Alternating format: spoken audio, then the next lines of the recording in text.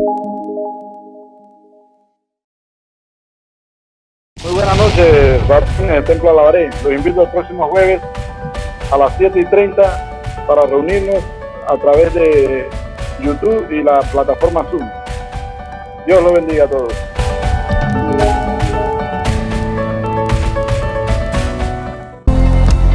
Exaltamos al Rey de Reyes y Señor de Señores allí, amén. Y podemos decirle: Dios, tú eres un Dios increíble, poderoso, invencible, admirable, grande, fuerte, Dios, Rey de Reyes, asombroso, incomparable. Eres increíble, poderoso, grande, eres increíble. Resiste las tinieblas, Cristo encerrado está.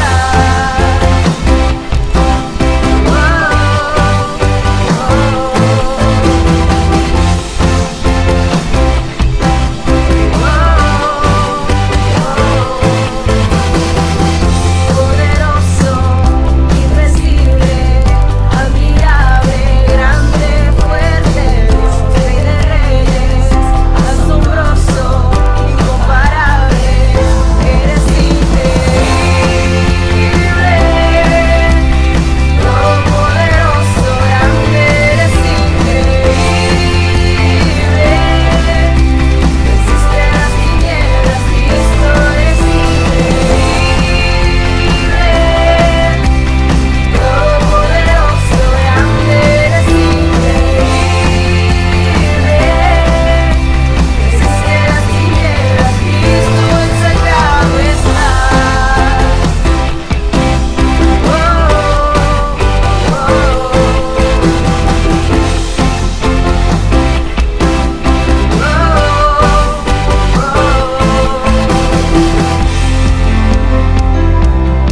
Declaramos, Señor, que tú eres un Dios invencible, tú eres un Dios grande, tú eres el Dios que todo lo puede.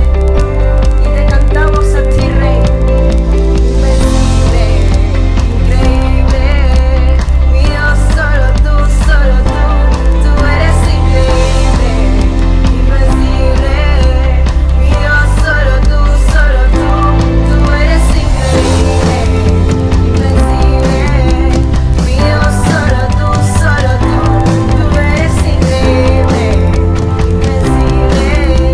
Mi Dios, solo tú, tú eres increíble, invencible. Mi Dios, solo tú, tú eres increíble, invencible. Mi Dios, solo tú,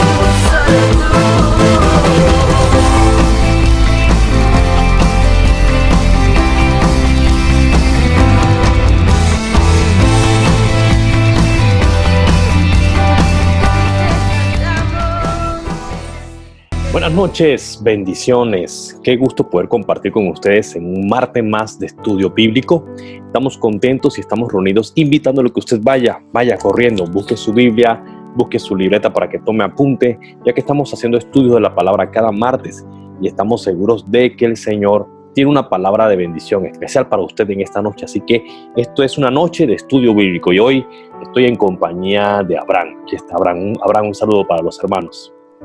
Amén, bendiciones a todos, como siempre, todos los martes es un placer poder acompañarles en este nuevo estudio bíblico. Créame que todos estamos aprendiendo cada martes y es para nosotros una bendición poder compartir en lo que Dios a través de su Espíritu Santo nos regala a nosotros y poder hacerlo, pues también llegar a cada uno de ustedes a sus hogares. Siempre un placer.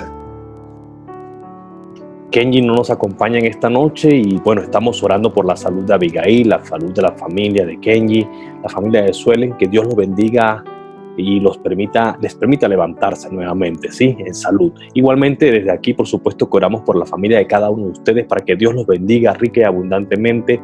Si hay quebrantos de salud en su casa, Dios tome el control, Dios aumente sus defensas, sus fuerzas y su energía para seguir adelante. Esa va a ser nuestra oración cada momento. Así que por esa razón Kenny no nos acompaña en este momento, pero estamos listos. ¿Qué vamos a estudiar hoy? Vamos a estudiar el libro de Oseas, otro de los profetas menores en el cual encontramos un mandato súper interesante y súper complejo también de entender. Pero detrás de ese mandato interesante o complejo de entender hay una palabra que nos lleva a reflexionar y que nos lleva también como a mirar a Dios como primero como aquel padre, pero sobre todo Dios como aquel esposo de la iglesia, el cual permanece fiel, aunque su iglesia sea infiel en un momento dado. Pero ese es el mensaje central que queremos dejarte. Ahora, ya que estamos hablando de Oseas, espero que usted tenga su Biblia. Oseas, libro de Oseas, está después de Daniel. Ahí usted va a encontrar Oseas, es un libro de 14 capítulos que está antes de Joel. Después de Daniel y antes de Joel, ahí está el libro de este profeta menor, Oseas. Yo quiero comenzar esta parte del estudio bíblico hablándote un poquito de quién era Oseas. Porque en una explicación que aparece en este libro se nos informa que Oseas era hijo de Berí. No se sabe mucho de la familia de él, de su origen, pero en este caso Oseas era hijo de Berí. El nombre del profeta Oseas tiene un significado interesante, así que yo creo que aquí ya hay un mensaje importante, porque los nombres tienen significado, ¿saben? Y Oseas significa ayuda, Oseas significa liberación, Oseas significa salvación. Mire qué nombre, Oseas, ayuda, liberación y salvación. Entonces, ya con esto nos dice que Dios tenía un propósito especial con la vida de Oseas. ¿Qué más sobre Oseas? Se deriva de la misma raíz hebrea que Josué y que Jesús. O sea, de la misma raíz griega del nombre como tal, de Jesús y también de Josué.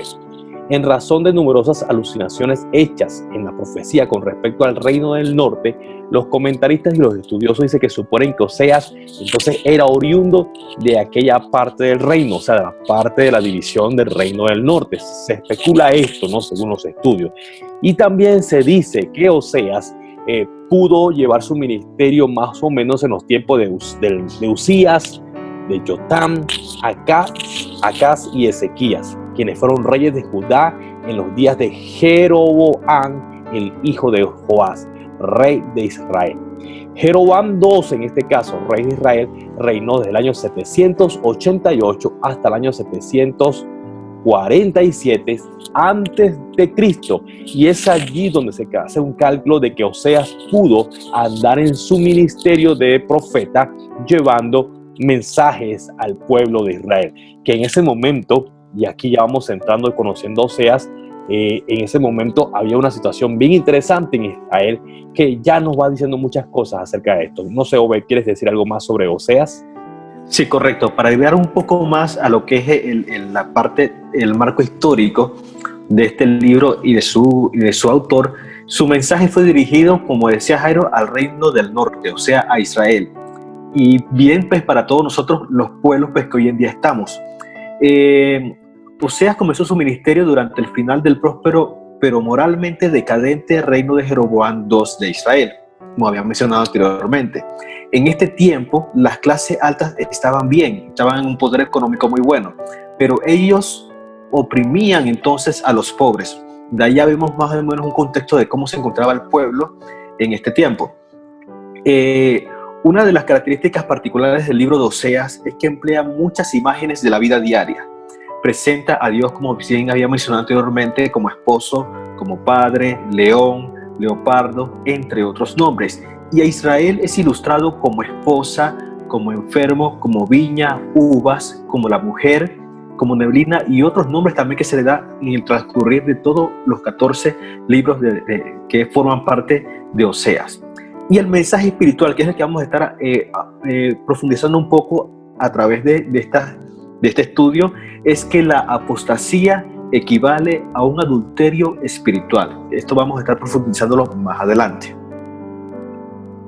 Sobre ese mismo concepto histórico, aquí hay algo interesante, porque se dice que en los tiempos de Oseas, que a lo mejor también fue contemporáneo con Isaías y otros profetas, Israel estaba dominada por pueblos extraños, ¿sí? Y estos pueblos que eran paganos, como Canaán, entre otros, eran pueblos paganos. Ellos tenían sus propias costumbres, tenían sus propios dioses. Y algo que dominaba, y por eso se dice que había un tiempo de apostasía en ese momento, algo que predominaba era que las creencias de estos pueblos paganos que dominaban a Israel, esas creencias se metían en el pueblo. O sea, esas costumbres y creencias se metían entre la familia y algunos de los familiares comenzaban a practicarlo. Una de esas creencias principales era que Israel se dedicaba también a la agricultura, al igual que algunos pueblos paganos. Y estos pueblos paganos tienen como costumbre el hecho de que al ellos hacer algo, llámese algo diario, sembrar, cosechar, la lluvia, que el sol, que la fertilidad, todo esto, o sea, se dedican muchas de esas actividades cotidianas, la dedican a un dios, a uno, o vamos a decirlo así, a uno de sus dioses. Y es allí donde está, o sea, nace como el meollo de este problema, de este momento de Israel, que Israel se mezcla con pueblos paganos, y estos pueblos paganos traen sus propias culturas, sus propios dioses. Y ya Israel hace años atrás había recibido, tanto en el momento del pacto con Abraham y el pacto con Moisés después, palabras como: oye, oh Israel, Jehová tu Dios, uno es.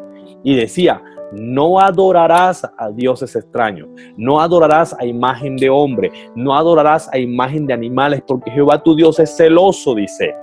¿Sí? Es uno. Pero mira cómo ve en este momento, simplemente por Israel mezclarse, por el momento de la historia se mezcla con pueblos paganos, cómo ese Jehová tu Dios uno es se comienza a perder en la mente de los hijos, de los nietos, de los padres, y comienzan a entrar otras costumbres paganas. Yo creo que aquí hay algo que desarrollar buenísimo, ya Obed, porque nos dice, y aquí encontramos por qué la explicación tanto que nos dice: no unáis a yugo desigual, no unáis a yugo desigual. Y uno dice: pero es que ven acá, es que aquello, bueno, ya yo no lo digo así, bueno, o sea, pero antes uno decía: pero es que ella no es cristiana, pero ella es muy buena gente y es guapa, mira, y la Biblia dice: no unáis a yugo desigual, y los pastores lo predican, y venían los líderes jóvenes y lo predicaban, pero uno no ve más allá de lo que está sucediendo. Y yo me imagino que Israel, mezclado con estos pueblos paganos, aprendían cosas buenas. Ponte que no sé cómo eran las técnicas de Israel para sembrar, pero imagínate mezclado con un asirio, con un cananeo, con un jebuseo, con un amorreo. ¿Tú te imaginas todo lo que yo podía aprender de esas culturas? Y yo podía decir: no, papá, yo no estoy, yo estoy con ellos, pero yo no soy de ellos, yo soy israelita. Yo estoy aprendiendo cómo ellos cultivan, y yo me traigo esto para acá, papá, y yo lo enseño acá a mi gente.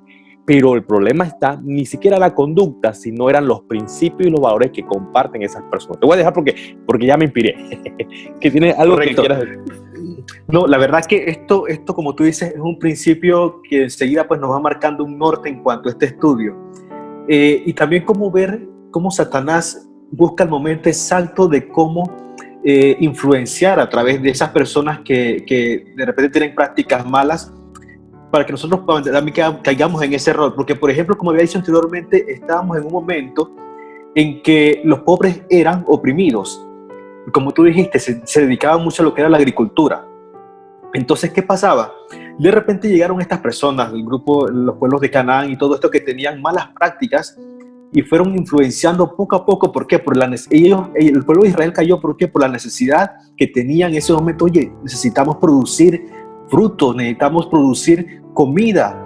¿Qué vamos a hacer? Bueno, optemos pues para ver si nos funciona la técnica que tienen los otros pueblos, que en ese momento lo que hacían era, como tú dices, adorar a otros dioses, orar para que esos dioses le dieran frutos en su campo y todo eso. Entonces, ¿qué pasó? El enemigo se valió de la necesidad de ese momento del pueblo de Israel. ¿Para qué? Para que el pueblo de Israel entonces cayera en las mismas malas prácticas de otros pueblos. Como bien decía, pues ellos se dedicaban, adoraban mucho a los dioses de la fertilidad.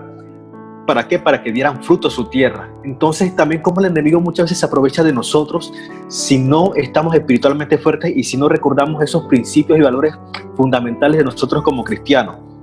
Porque como tú bien dices, de repente, oiga, ¿cuántos años de edad tengo yo?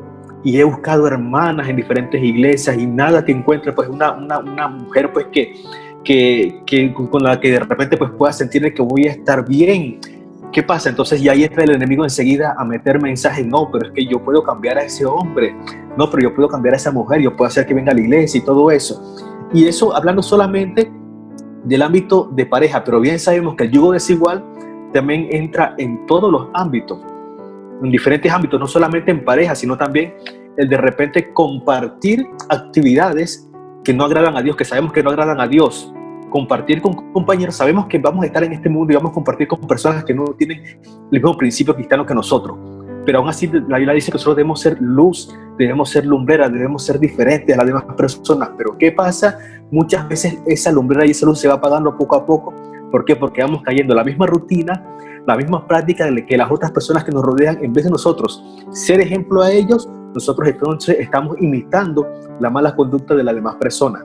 Entonces, esa es una de las cosas pues, en que lastimosamente caemos muchas veces nosotros en ese error y somos afectados.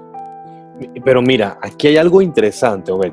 O sea, tú dijiste que ese pueblo venía con malas prácticas, pero yo quiero que usted escuche esto. O sea, las malas prácticas no eran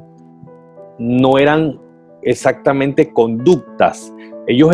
Algunos eran buena gente, eran gente muy simpática. O sea, las malas prácticas en este momento tenían que ver con un principio no visible, así como claramente, sino malas prácticas espirituales.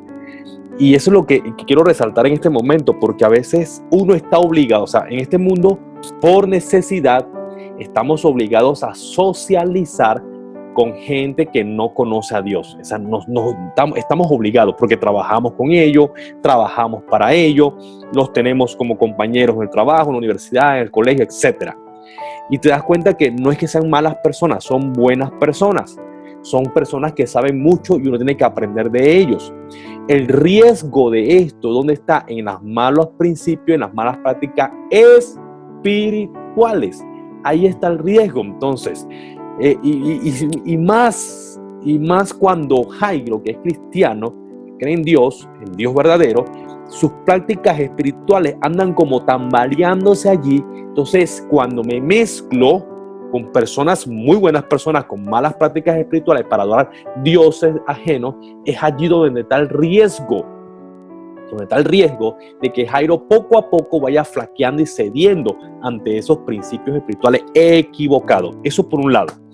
2, hay que recordar lo que dice la Biblia. O sea, tú te imaginas, tienes que imaginarte esa gente en el campo, porque el problema comenzó por allí, ¿no? Con que la gente en el campo, ellos sembraban, trabajaban, pero todo iba dedicado ¿a quién? Al Dios de la fertilidad, a la diosa de la fertilidad.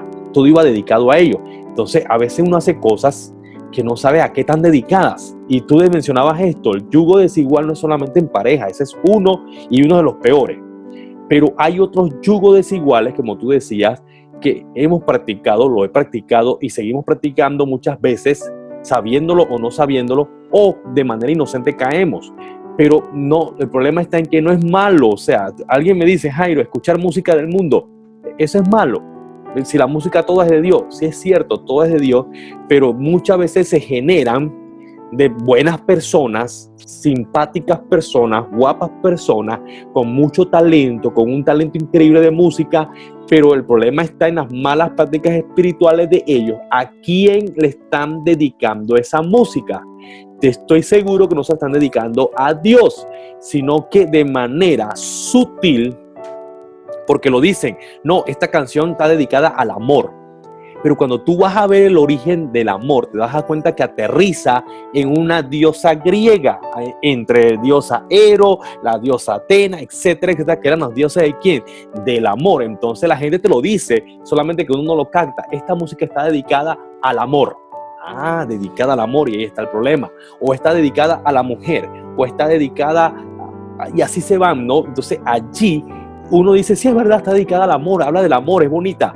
Pero el problema está en eso, en a quién están siendo dedicadas esas actividades. En Israel era la agricultura, era sembrar, era algo bueno, positivo, pero estaban incluyendo en esa siembra a los dioses de ellos. y es donde Israel comenzó a lo mejor yo me imagino, estoy inventando esto, que los israelitas allí comenzaron, ellos decían, no, nosotros sembramos el nombre de Jehová, pero después se quedaron mirando cómo sembraban los otros y lo que hacían los otros, cómo lo dedicaban. Y cuidado que si un israelita, y me estoy inventando, esto está inventado, ¿no? Pero es que me imagino el momento. ¿Tú te imaginas, Obed, que un israelita sembrara una hectárea de maíz dedicada a Jehová, ¿sí? Y que el cananeo, amorreo, el otro, sembraran una hectárea de maíz dedicada a la diosa la fertilidad? Porque esto puede suceder. O sea, el hecho que yo dedique una actividad a Jehová no significa que todo va a salir bien, sino que es una actividad humana que yo dedico. Entonces, ¿qué tal si el maíz del judío, en este caso, del cristiano, no produjera la cantidad, y yo veía que el maíz que está sembrado al lado mío, se reproducía ese maíz y la ganancia era muchísimo? O sea, ¿qué yo iba a hacer en la próxima? Oye, ¿cómo tú hiciste? Que le diste una bendición al maíz. Te aseguro que yo, acá, cuidadito que yo hago calladito acá, y comenzó a practicar. Entonces, eso me imagino yo que de alguna forma fue contaminando. Y estamos hablando de la agricultura, ¿ves? Porque es el ejemplo que más resalta allí. Pero yo me imagino que así mismo, mientras unos estaban en la agricultura, tal vez estaban las mujeres en la cocina, tal vez estaban las sirvientas en las casas, tal vez estaban los boneros en la calle, tal vez estaban los jardineros en las casas porque estaban dominados por los cananeos, o sea, eran esclavos de los cananeos. A lo mejor estaban los jardineros en la casa de los cananeos, viendo costumbres, practicando costumbres, y wow, y es aquí entonces mucho que decir por ese punto, ¿cierto? Sí, es que realmente es delicado como tú mencionas eso, y hemos mencionado de hecho en otros estudios anteriormente cómo vemos cómo otras personas que son impías o no llevan una vida pues tratando de agradar a Dios, cómo son prosperadas. Y entonces, ¿qué caemos? Caemos en eso. Si tenemos nuestros fundamentos no están firmes realmente, y de hecho no solamente eso, sino que puede que llegue el momento que estamos débiles en ese momento y Satanás enseguida se aprovecha justamente en ese momento. ¿Para qué? Para que nosotros digamos, vamos a probar solamente, vamos a intentarlo esta vez para ver qué tal nos va.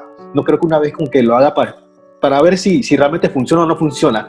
¿Qué pasa? Algo pasa en nuestras vidas de repente que decimos, oye, mira que no se ve mal. Y así empezamos muchas veces, y que no, pero eso es cualquier tontería. Yo la verdad que yo voy, pero yo en mi mente, yo estoy pensando en Dios, yo estoy de repente en ese momento, estoy escuchando, pero no me río de los chistes malos ni nada. O de repente yo voy a compartir con ellos porque es una cena del trabajo y tengo que estar allí, pero no, yo no participo de nada de esas cosas. O sea, empezamos primeramente probando y diciéndole, Dios, tú perdóname, yo estoy aquí nada más que por cumplir, pero no es que mi corazón quiera estar aquí. Y muchas veces empezamos de esa manera.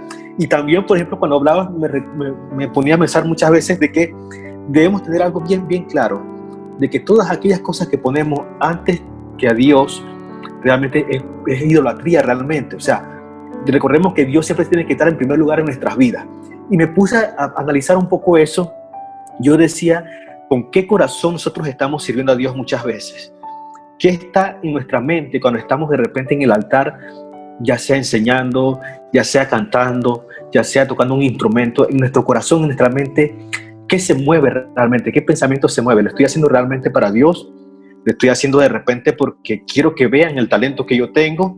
¿O quiero que vean que yo soy bueno hablando y que a la gente le gusta escucharme? O sea, realmente, ¿con qué corazón estoy haciendo? Y también Dios nos bendice de una manera muy especial, porque el don que Dios nos ha dado a nosotros, por ejemplo, de la música. A mí de repente me invitan a otra iglesia a tocar música también.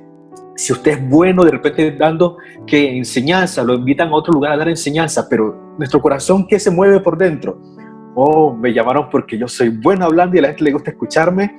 Y, o sea, si ponemos todas estas cosas antes que a Dios, decirle, Dios, gracias por la oportunidad que me das de poder compartir tu palabra a otras personas, perfecto. Pero ¿qué se mueve dentro de nuestro corazón? Y también recordaba otra cosa. Muchas veces, y hemos visto ejemplos de repente también de personas que empiezan con un buen corazón, una buena idea o un buen ministerio. Pero muchas veces con el pasar de los años se va transgiversando esto y de repente que ya no es un ministerio. Sabes que además de un ministerio es un negocio también. ¿Por qué? Porque yo puedo crear un producto que la gente lo mire y lo desee y lo compre, y de repente transformamos una idea que Dios nos dio para servir a Dios, y es cierto, lo podemos utilizar porque Dios nos da los talentos para que lo utilicemos y de él también podamos generar, pues. Pero lo interesante de esto es que se mueve dentro de nuestro corazón. Si yo le digo, Dios, gracias por darme este talento que yo tengo y gracias por darme la oportunidad de trabajarlo y de que poder sustentarme con eso, perfecto, pero ¿qué se mueve dentro de nuestro corazón muchas veces? Es lo que tenemos que tener cuidado, ese principio espiritual también. Y ¿sabes qué pasa, Obed? Y para todos los que nos están escuchando, nosotros estamos aquí conversando, cierto, de Oseas. Y ya te vas a dar cuenta por qué estamos hablando de esto, de la mezcla, porque eso fue lo que le pasó a Israel. O sea, de allí vino el juicio de Dios contra Israel. Pero en ese tiempo fue por esa mezcla. En estos tiempos tenemos otros tipos de mezclas que son las que estamos nosotros mencionando acá. Y Obed te iba a mencionar, y para todo lo que pasa en ese punto de que si Dios me da un ministerio o que se me invitan, te voy a decir dónde yo he notado en mí mismo dónde está el riesgo. Puede ser que a mí me inviten a predicar, ¿sí? Y como iba a predicar para una iglesia por primera vez, esa vez yo me preparé, oré, ayuné, le pedí a Dios que me utilizara, estudié la Biblia, me preparé, o sea, y voy y Dios me usa. Y allá te dicen, oye, qué bien, Jairo, mira qué bueno, y te invitan una segunda vez. Pero esa segunda vez yo estaba entretenido en varias cosas, todo muy ocupado, y yo dije, Señor, ten misericordia de mí, dame una palabra, y me voy. Sí, mira tú el escenario diferente, o sea, el mismo lugar, pero dos escenarios de preparación diferentes. Ese día me voy y Dios se mueve por su Espíritu Santo y su misericordia y bendice al pueblo. Pero ¿qué pasa en mi concepto? La próxima vez ya yo necesito a Dios. O sea, tal vez no lo diga así por temor a Dios, pero la próxima vez, Señor, en el nombre de Jesús, Padre, uso esta palabra por amor a tu pueblo, porque ya uso hasta la Biblia, por amor a tu pueblo, bendícelo. Y ya no he estudiado, no he orado, no he ayunado, no he buscado de Dios, y me voy entonces creyendo que por mi propio talento, porque yo. Entonces es allí donde está el riesgo de que tú tengas un ministerio, un don o algo que haces muy bien y corres el riesgo de comenzar a usar prácticas paganas. O sea, porque una forma en que estás rechazando a Dios allí es que ya no estás buscándolo como al inicio para que sea Él que se glorifique, sino que estás confiando en tu propio potencial, ¿sí? En tu propia costumbre. Entonces allí ya yo entré en una práctica pagana. ¿Qué práctica pagana? Número uno, lo hacía todo en el nombre de Jesús, confiando en la búsqueda que tenía. Pero mi práctica pagana es que ya llegué al punto de que mi práctica pagana es utilizar mi talento para seguirlo haciendo, supuestamente en el nombre de Jesús. Ya entró una práctica pagana donde yo estoy confiando ya en mi talento, estoy confiando en mi habilidad, estoy confiando en la inteligencia lingüística que Dios me ha dado, y ya estoy confiando tal y como lo hace el mundo. El mundo confía, o sea, el mundo no ora para darse un discurso. Los que oramos para dar un discurso somos nosotros los cristianos, porque es nuestra práctica cristiana. Pero una práctica pagana sería, discurso, si yo soy bueno dando discursos, y ya me voy por ese lado. Entonces ahí se comienza a desviar ese principio que tú decías. Así que esto se pone complicado. La vida cristiana wow, estos libros bueno, voy a mezclar dos cosas, espérate. Lo que quiero decir es que la vida cristiana es complicada, y en estos estudios de los libros de los profetas menores nos damos cuenta de algunos principios que hemos caído tantas veces, fallado tantas veces, que son principios que están allí presentes, pero a la vez están como muy sutilmente el enemigo gana ventaja en nosotros, haciéndonos caer en prácticas, las cuales Dios a través de los profetas lo que hacía era advertir lo que estaba pasando. Entonces, Obed, yo creo que podemos entrar ahora a este pasaje del primero capítulo 12, porque allí hay una narración interesantísima que hay que tomar en cuenta allí, y si la leemos tal y como está, puede darnos un significado que según los estudiosos puede que sea así, puede que no sea así. Entonces ¿qué tal si entramos en esa parte? Sí, correcto. Le invitamos a que busquen en sus Biblias, en el libro de Oseas, que es el libro que estamos tratando, el capítulo 1, y leamos primeramente hasta el versículo 4 para ver qué nos dice la palabra de Dios. El título dice: la esposa infiel de Oseas y sus hijos. Versículo 1: palabra de Jehová que vino a Oseas, hijo de Berí, en días de Usías, Jotán, Acaz y Ezequías, reyes de Judá, y en días de Jeroboam, hijo de Joás, rey de Israel. El principio de la palabra de Jehová por medio de Oseas. Dijo Jehová a Oseas: ve, tómate una mujer fornicaria e hijos de fornicación, porque la tierra fornica apartándose de Jehová. Fue pues y tomó a Gomer, hija de Diblaim, la cual concibió y le dio a luz un hijo. Y le dijo Jehová: ponle por nombre Jezreel, porque de aquí a poco yo castigaré a la casa de Jehú por causa de la sangre de Jezreel, y haré cesar el reino de la casa de Israel. Y entonces aquí es que vemos una historia pues bien interesante, la cual si leemos literalmente como aparece allí, que podemos ver de que Jehová le dijo al profeta: ve y toma una mujer prostituta. Entonces hay diferentes teorías que hablan acerca de esto, y Jairo pues tiene algunas allí pues anotadas que las va a compartir para que podamos entender esto un poquito más. Mira, aquí en la versión Reina Valera de 60 está escrita así, o sea, así está la historia. Si la leemos así, tendríamos que seguir leyendo todo el pasaje para entender, bueno, por qué Dios habrá hecho esto así. Y si lo hizo así, hay una lección y la entendemos. Pero vamos a hacer un comentario sobre qué dicen algunos eruditos, algunos estudiosos de la Biblia a través de los años, que han sacado 5 teorías diferentes, ¿ok? Repito, la Biblia lo dice tal y como está, solamente que, y aquí hay que hacer algo, o sea, solamente que hay que entender que la Biblia la leemos de una forma, pero según el tiempo, la época, los escritores utilizaron diferentes estilos literarios de escritura. Y eso hay que tomarlo en cuenta. O sea, hay gente que escribió en prosa, en poesía, hasta en psicología inversa, Obeto. O sea, la gente escribía una cosa queriéndote decir otra cosa. Entonces aquí es donde hay que jugar con esto o pedirle a Dios sabiduría para entenderlo correctamente. Por eso decía, si usted lo quiere tomar literalmente así, aún así hay una lección.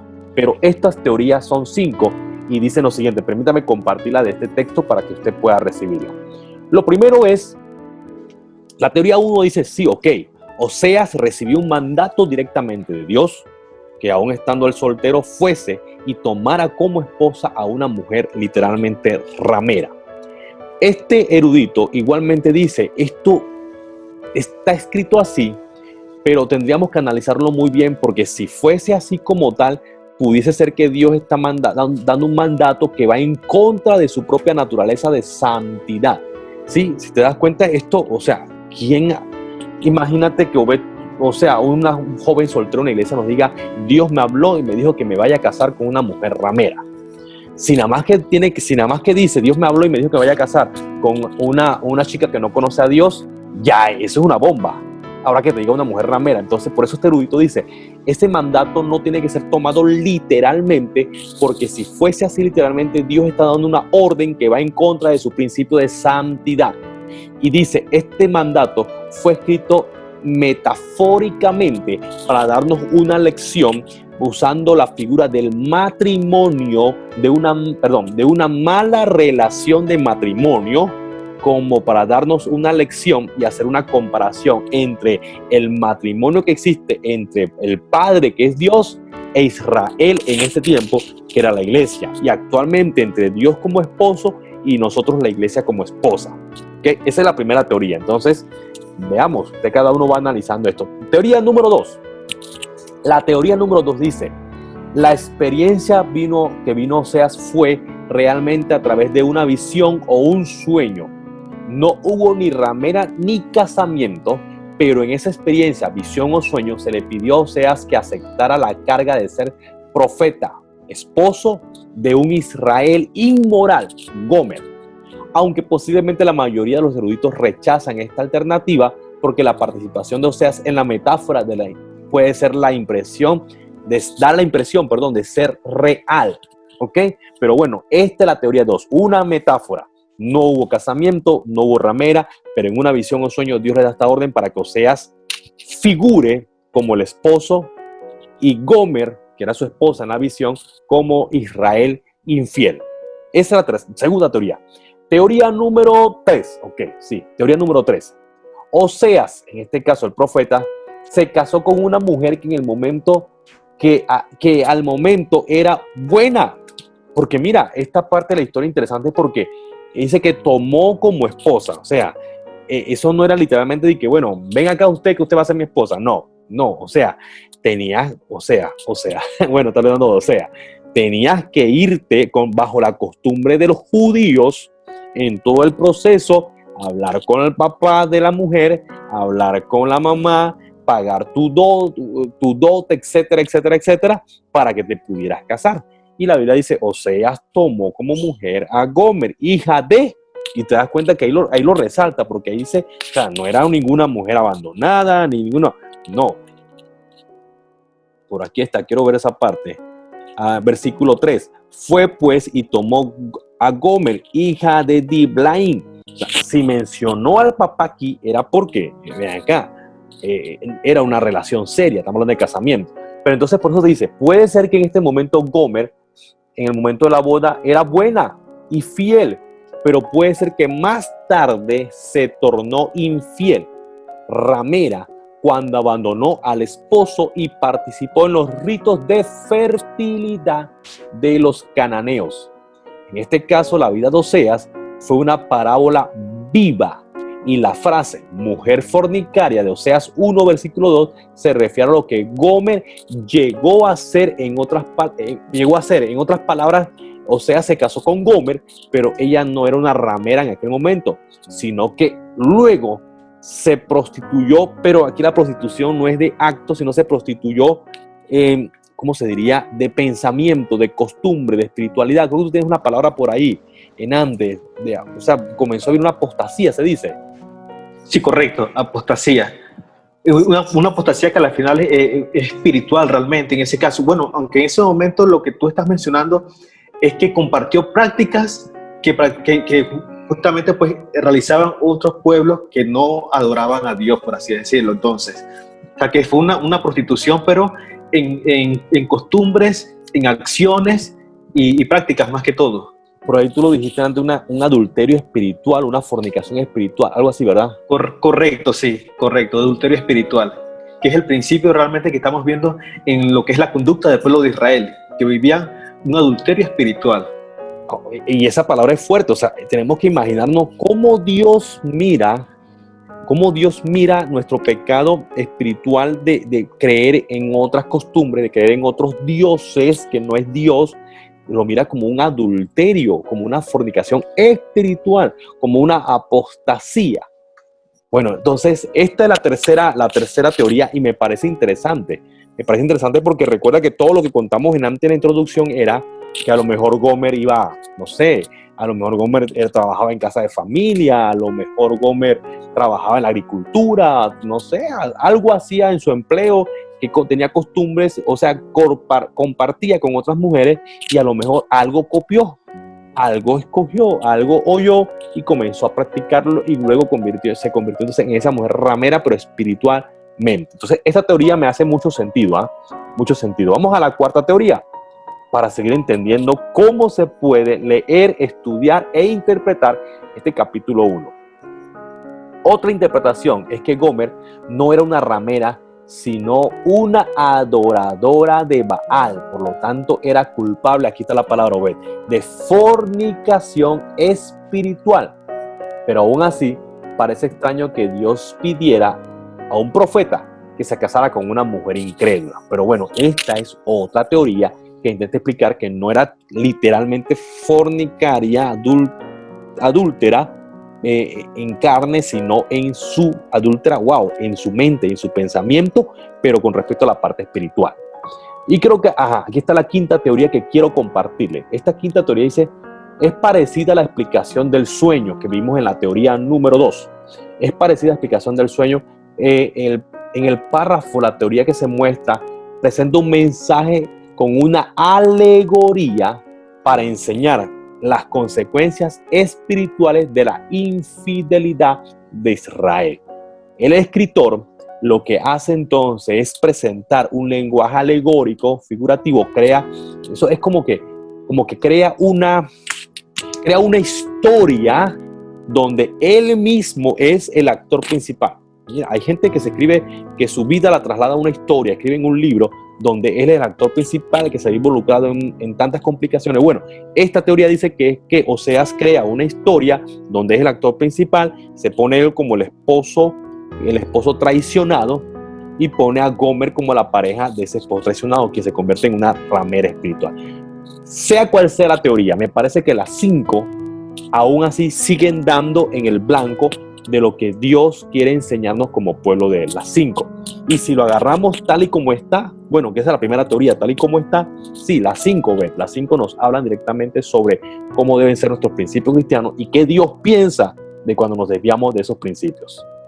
Correcto, el mensaje viene siendo el mismo.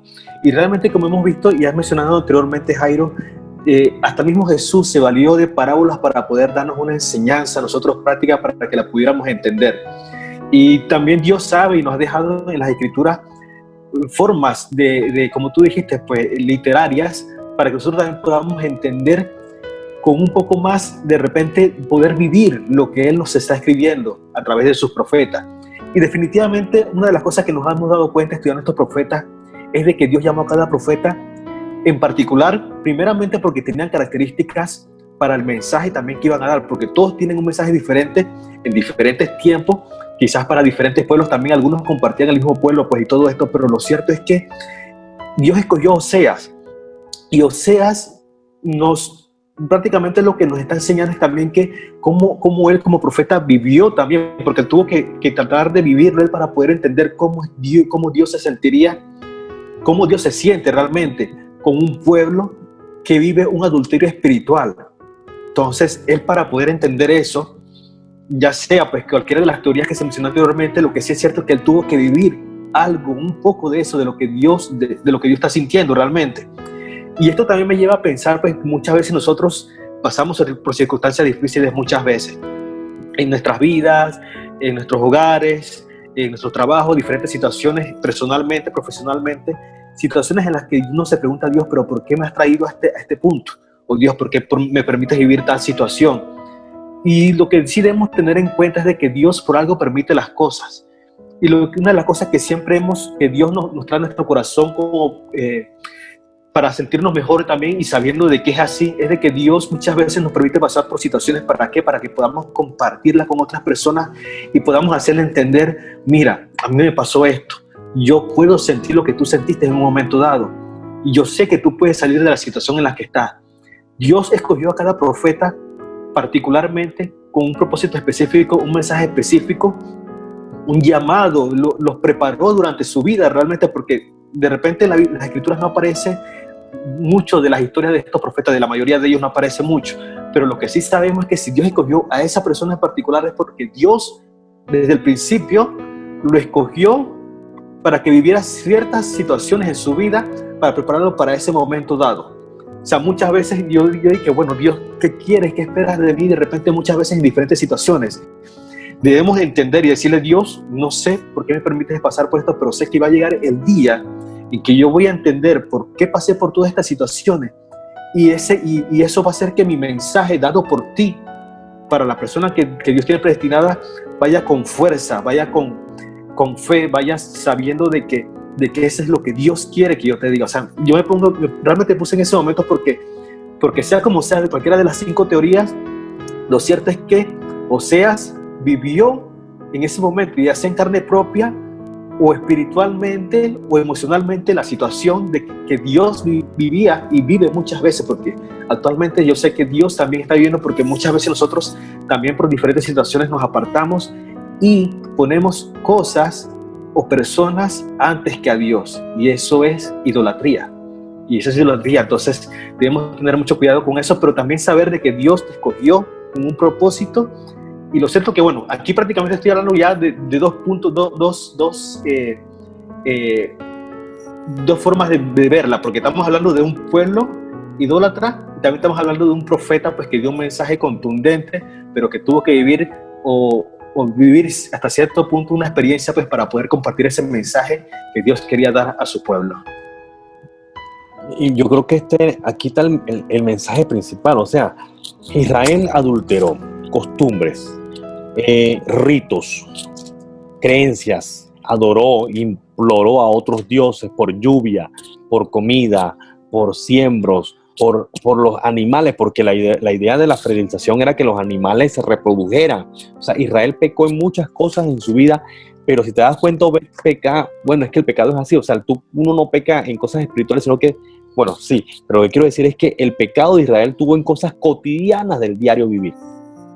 ¿sí? En cosas cotidianas donde sacó a Dios de ser el primer lugar o de ser el origen de esa bendición y puso en el lugar de Dios, siendo el origen de la bendición, puso a otros dioses, puso a Baal. Ahí hablan de Baal, ahí hablan de Acera, de Eros, de la fertilización. O sea, Israel puso a otros dioses y le agradecía o le rendía culto, honor o petición a esos otros dioses. Y si vamos a la vida cotidiana de nosotros, ¿cuántas veces no hemos puesto a otros dioses? Uno lo dije antes, cuando yo pongo a mis talentos por delante y digo, es que yo soy bueno, estoy poniendo a otro Dios por delante de Dios, ¿sí? Un Dios humano, un Dios que se acaba porque se acaba. Y así mismo, en tantas otras cosas, o sea, que sabes trabajar muy bien, entonces tú dices, no, lo que pasa es que yo esto lo trabajo y me he sudado y con el sudor en mi frente, dice, ese es otro Dios. Inclusive tengo que decirlo porque, y es duro, pero inclusive cuando yo pongo la economía por delante de lo que es Dios, también estoy poniendo a un Dios ajeno delante de Dios, porque Dios tiene una orden para mí con respecto a la economía. O sea, no me robes, Jairo, dame lo que me pertenece, y eso me da a mí. ¿Por qué? Porque yo pongo la confianza en el dinero y yo no es que no puedo porque esto lo necesito para pagar tal cosa y estoy poniendo a otro Dios, o un Dios en D minúscula, lo estoy poniendo en mi corazón por arriba del Dios verdadero. O sea, dejo de creer en el Dios verdadero, lo que Él dice, por creer en lo que me dice la economía. O sea, esos 20, esos 30 dólares me alcanzan para otra cosa que no puedo darlo para Dios. Y asimismo es en la vida cotidiana que se dan los pecados de Israel. Y hay que tener mucho cuidado con eso, y lo digo porque es tan fácil de repente en un momento dado confiar en nuestras habilidades, o como tú dices, que estamos bien, tenemos nuestro salario todas las quincenas, tenemos pues lo que necesitamos para poder estar bien, y ¿qué pasa? Nos olvidamos de Dios y ponemos nuestra confianza en lo que tenemos, en la economía que tenemos en ese momento dado, nuestras habilidades y todo lo demás. Inclusive muchas veces caemos en el error, y esto lo hemos hablado muchas veces en otras ocasiones. Dios, ya sabemos que el deseo de Dios es que sirvamos en la iglesia, que compartamos su palabra y todo esto, pero muchas veces, ¿qué pasa? Las bendiciones que Dios nos da, la ponemos con el tiempo por delante de aquella persona que nos dio esa bendición. Por ejemplo, ¿qué pasa? Oramos por un trabajo. Perfecto. Dios nos da ese trabajo. ¡Qué bendición! Esa es una bendición que Dios nos dio a nosotros. ¿Para qué? Para que nosotros estemos más tranquilos, para que tengamos lo necesario, para que estemos tranquilos, nuestra familia, pues, y todo lo demás. Pero muchas veces, ¿qué pasa con el tiempo? Entonces ya el trabajo o la bendición que Dios nos dio lo utilizamos como excusa para entonces adorar y servir a ese Dios que nos dio la bendición. Porque Dios, no puedo porque estoy muy cansado hoy. Me corresponde, yo sé que me corresponde, pero voy a hablar con tal persona para que me cubra en el piano porque estoy muy cansado. Entonces, ¿qué pasa? Convertimos las bendiciones en un obstáculo para servir al Dios que nos bendice. ¿Y qué pasa aquí muchas veces? Entonces, ¿qué es lo que hace Dios? Ok, la bendición que te di, no la estás usando de la manera en la que yo quería, pues, que te sirviera. ¿Qué hace Dios? La quita y después nos quejamos, Dios, pero ¿por qué me permitiste probar este trabajo, esta bendición y ahora me la arrancas? Pues pongámonos a meditar realmente qué estamos haciendo con las bendiciones que Dios nos da, porque no podemos poner por delante de Dios las bendiciones que Él mismo nos da para bendición de nosotros, para que nos sintamos tranquilos. Y tengamos mucho cuidado con eso, porque no solamente idolatramos con el trabajo, con estas cosas, sino también utilizamos muchas veces nuestros familiares, nuestros hijos, nuestros padres también muchas veces. Porque no, es que mi hijo llora mucho cuando va a la iglesia y a mí me da mucha pena cuando eso pasa. Habíamos hablado también en el estudio anterior, tranquilos, llévenos a la iglesia, déjenlo que lloren, déjenlo que salten. Eso es una época de que el niño va a pasar. Oiga, tenemos muchos ejemplos de niños que muy tremendos cuando estaban pequeños, pero con el tiempo, ¿qué pasa? Esos mismos niños traviesos y tranquilos se convierten en líderes de jóvenes, líderes de música y tantas cosas. Entonces, no pongamos las bendiciones de Dios luego como un obstáculo para servir al Dios de las bendiciones. Obed, y para todos que están escuchando esto, ya estamos en la recta final de este estudio, y para ustedes, esto que dice Obed y que estamos hablando, en Israel fue juicio, pero trasládalo al 2020. Es más, te lo voy a poner así. Ponlo en febrero 2020. ¿Sabes qué pasó en febrero 2020? Esto pasó. Esto.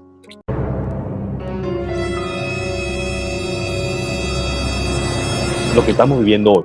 O sea, Dios permitió, no creo que ya, no, vamos a decirlo así, permitió. Mira, cómo una pandemia ha hecho, por decirlo así, este año 2020 va a pasar a la historia como tal vez uno de los peores años que ha habido. Es más, yo leí algo por ahí que decía, si alguien llora en el 31 de diciembre de 2020 diciendo, ay, que se fue el año viejo, le voy a dar uno, porque ¿quién va a llorar por el año 2020? Uno quiere que pase el 2020 ya para que trae el 2021, supuestamente, ¿no? Pero lo que te quiero decir a todo es que como una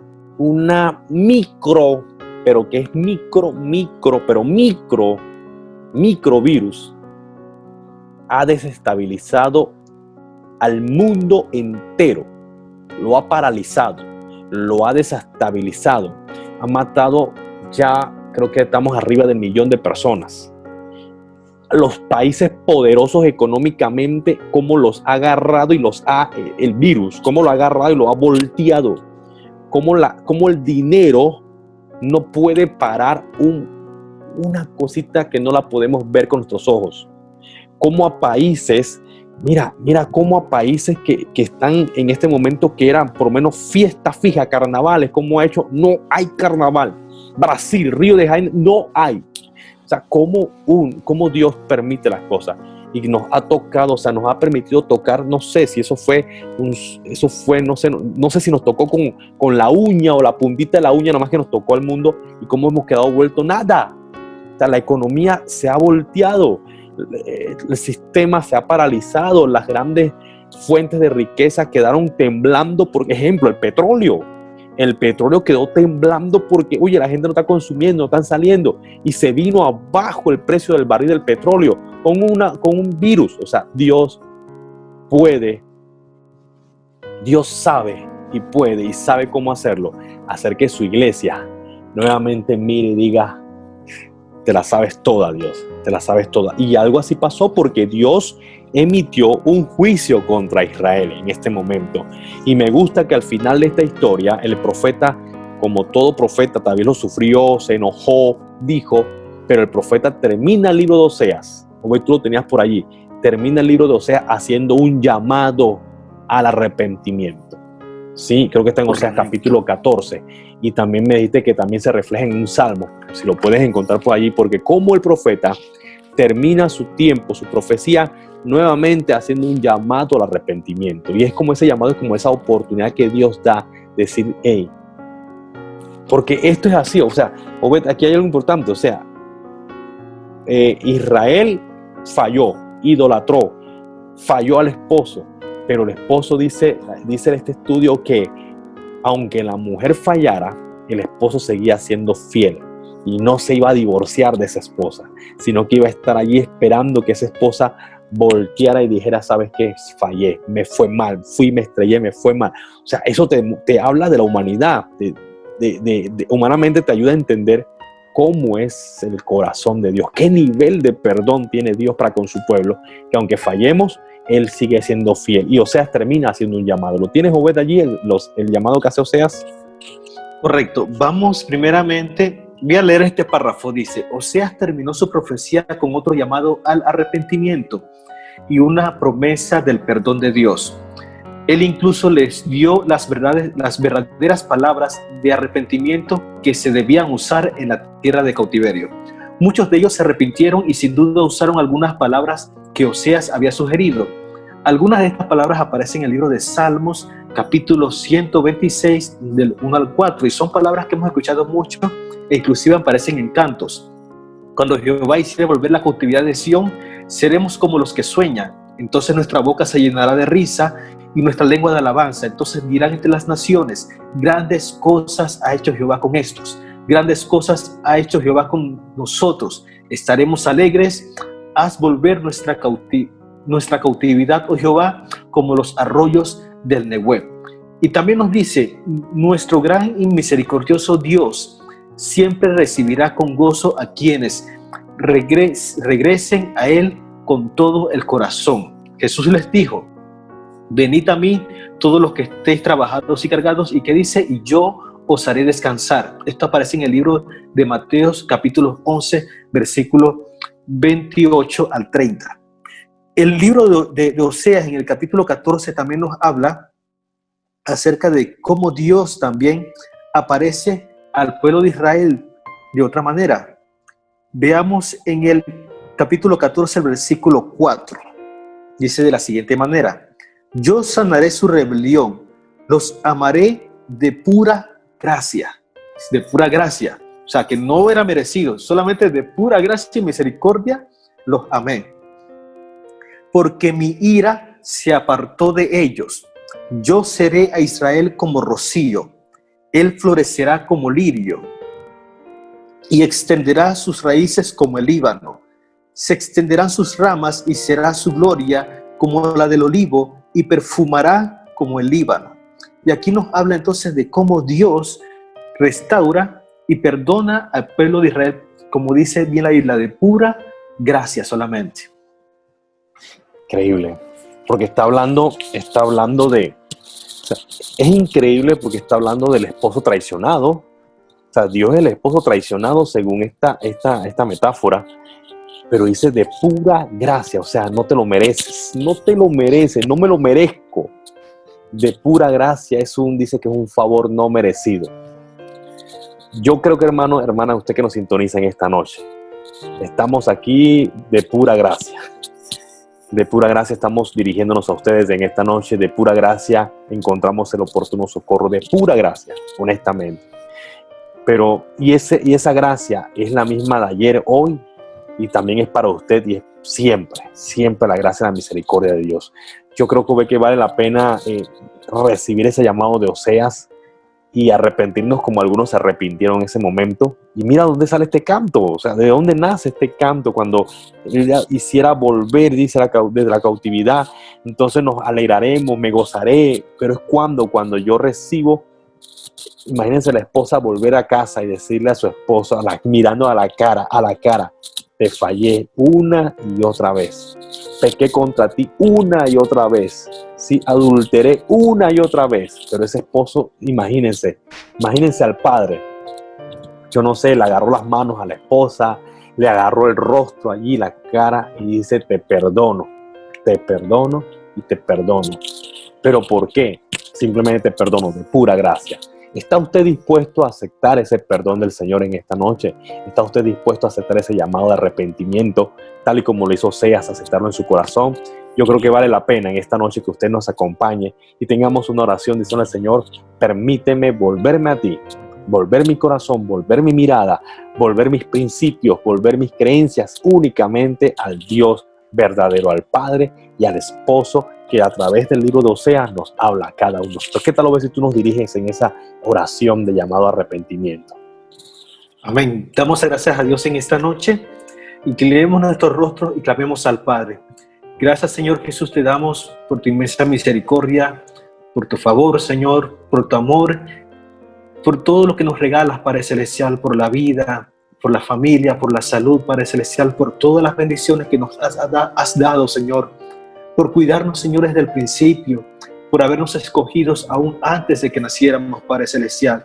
Gracias te damos, Señor, por tu presencia, por tu misericordia que son nuevas cada mañana, Padre Celestial, que aunque nosotros, Señor, te seamos infieles en diferentes circunstancias, por diferentes razones, Padre Celestial, tú permaneces fiel para con nosotros, Padre Celestial. Tú cumples tus promesas, Padre amado, y por ello te damos las gracias, Señor, porque tú, mi Rey, cada día nos perdonas cuando nos acercamos a tu presencia para pedirte perdón por las situaciones, por las cosas que hacemos, por nuestros malos pensamientos, por nuestras malas conductas, Padre Celestial, por imitar las cosas del mundo, Señor. Cuando nos acercamos a tu presencia una vez más y te pedimos perdón de todo corazón, Señor Jesús, tú nos aceptas en tus brazos, tú nos recibes, Padre Celestial.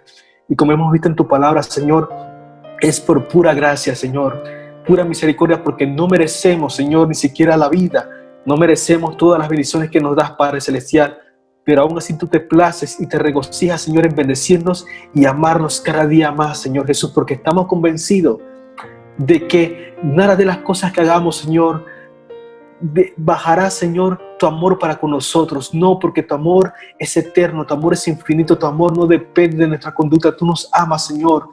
Tú nos amas con amor eterno, Padre Celestial.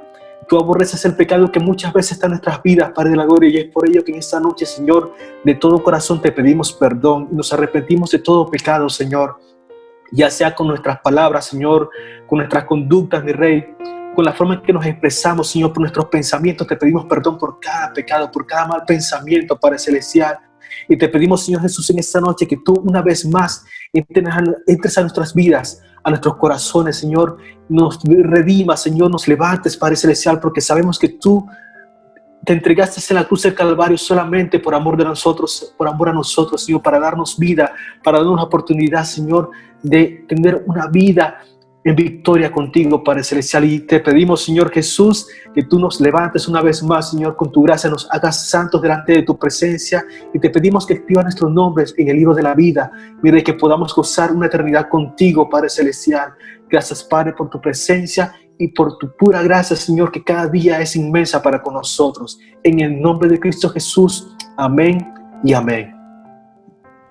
Amén. Quiero pedirle a Nicolás y a Gillian, que están con nosotros hoy, que nos dirijan en ese canto: el centro de todo eres Jesús. Desde el principio hasta el fin, tú has sido y serás el centro de nuestra vida. Iglesia, bendiciones. Gracias por acompañarnos y adora al Señor con nosotros en esta noche.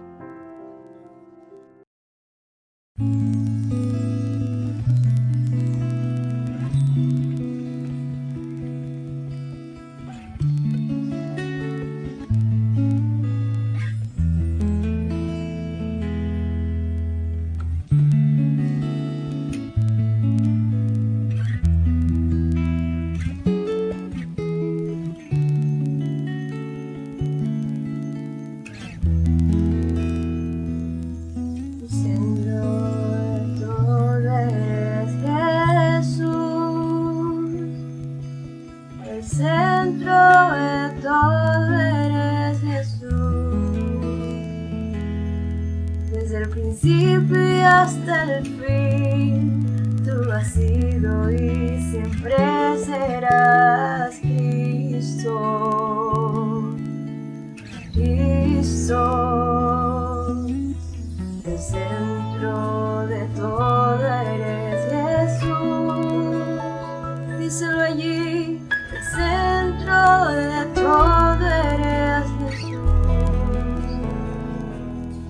Desde el principio y hasta el fin, tú has sido y siempre serás Cristo, Cristo, tú eres el centro, nada importa más que tú.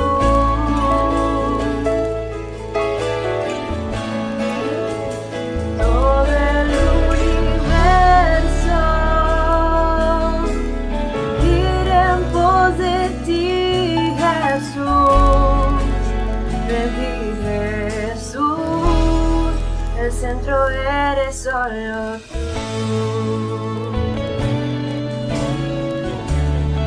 El centro eres